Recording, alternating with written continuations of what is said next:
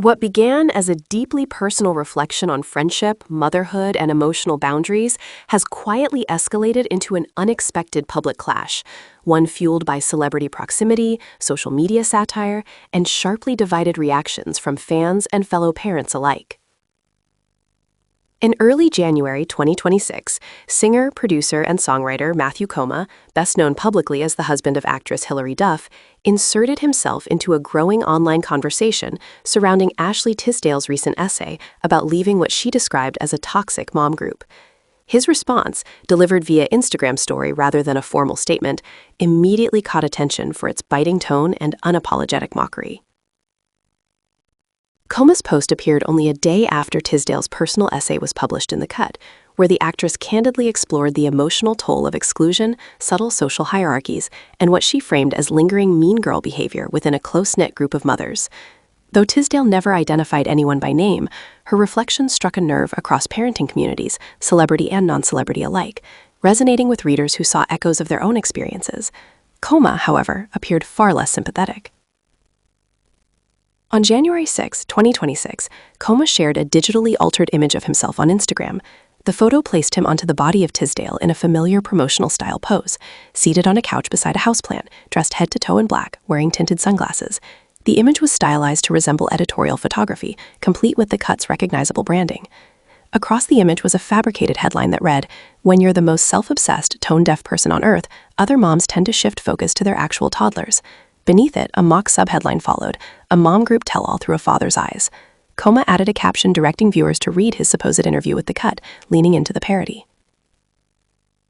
Though brief, the post was unmistakably pointed, and many interpreted it as a direct attack on Tisdale's credibility, emotional honesty, and motives for sharing her story publicly.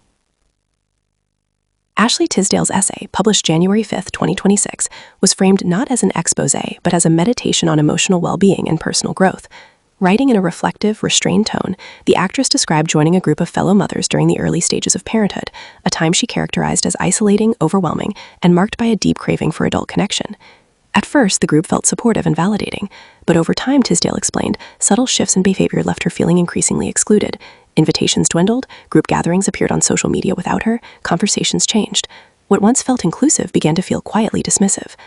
Rather than accusing anyone directly, Tisdale positioned the experience as a broader commentary on group dynamics, particularly those that replicate adolescent social patterns under the guise of adult friendship. "If a group consistently leaves you feeling drained, hurt, or invisible," she wrote, "it may no longer be the right space for you." Her message emphasized self-trust, emotional boundaries, and the idea that friendships, like life phases, evolve and sometimes end. One of the more striking moments in Tisdale's essay involved her realization that she was not the first person in the group to experience exclusion. She recalled noticing early on another mother who seemed routinely left out of gatherings. At the time, she dismissed the discomfort, eager to hold on to the sense of belonging she had found. Only later, after becoming the one left behind, did the pattern become clear. "I don't know why it shifted," she admitted, "and I may never know." For many readers, this vulnerability, not certainty, was the most relatable part of her story.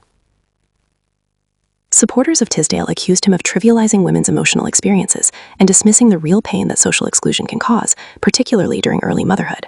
Critics described the post as unnecessarily cruel, tone-deaf, and emblematic of how women's narratives are often mocked when they speak openly about relational harm. Others, however, defended Koma's right to satire, arguing that public essays invite public critique, especially when published on high-profile platforms. Some interpreted his post as commentary on celebrity oversharing rather than a personal attack. What made the moment especially charged was the web of relationships involved. Hilary Duff and Ashley Tisdale both rose to prominence during the Disney Channel era, and while no public feud between the women has been confirmed, the cultural overlap intensified speculation.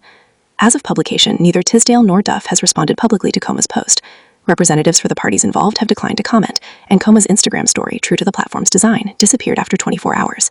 Still, screenshots circulated widely, ensuring the message lingered far beyond its original lifespan. The episode has reignited broader conversations about how celebrity parents navigate vulnerability in public spaces. While parenting struggles are universal, celebrity disclosures are often scrutinized for intent, praised as brave by some, dismissed as performative by others. Tisdale's defenders argue that disability matters, especially when discussing emotional isolation. Critics counter that personal grievances aired on major platforms risk oversimplifying complex interpersonal dynamics. What remains undeniable is the resonance of the topic itself. Toxic group behavior, social exclusion, and emotional boundaries are not celebrity-specific issues. They are deeply human ones. Whether one views Tisdale's essay as empowering or indulgent, its impact is clear. It struck a chord strong enough to provoke response, not just from readers, but from within her extended celebrity circle. Koma's satire, sharp as it was, has become part of that larger story, one about who gets to speak, how they are allowed to speak, and how quickly vulnerability can become fodder for ridicule. In an age where personal essays blur into public discourse, the line between honesty and backlash grows increasingly thin.